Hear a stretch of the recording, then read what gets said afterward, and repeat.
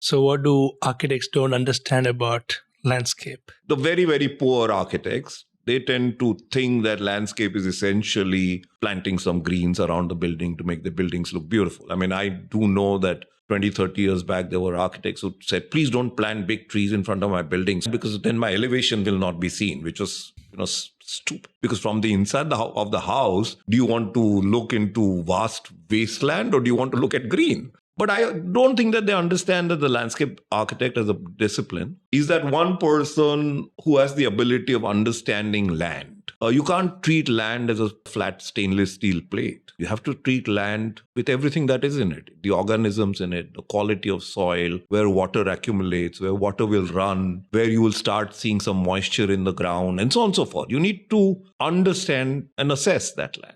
And basis that, you need to start saying, if we want this land to be better after we finish the project, then there are certain moves that we will have to do about the way water should flow on the ground, or the way sunlight should be utilized, or the way shade should be cast.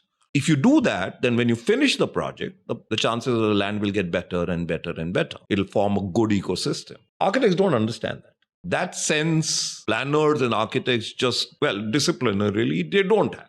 So as a result, there's very little empathy on land. There's very little empathy on natural processes. Yeah, the feel of walking barefoot on the ground of your own garden. And so you would say how humans interact with the land is also a parameter to consider. Absolutely, and to observe it. I mean, when we do projects in the studio, when they're large pieces of land, we actually spend months just drawing the land. So it could be a barren piece of land, but we're still doing drawings of the land. Why? Because you understand texture, you understand the kind of soil, you understand where it gets lumpy, and you understand where a tuft of grass has come up. And you begin to sort of become one with that place. The very fact that you engage with something for long, you understand the thing better. So let's say our site has got 3 different kinds of trees, and when there's leaf fall, they fall differently. And when they fall differently, sometimes they'll fall, make a little bed, and sometimes they will scatter, and sometimes the leaf will be heavy, and sometimes they will blow in the wind. Now, I'm not necessarily saying that all this gets translated back into design. So then if somebody says, oh, you made those drawings, but where is that now in your design? May not be. But you made those drawings and hence you thought about it. And then somewhere in the back of your mind, you cared. And perhaps somewhere it's there in your design.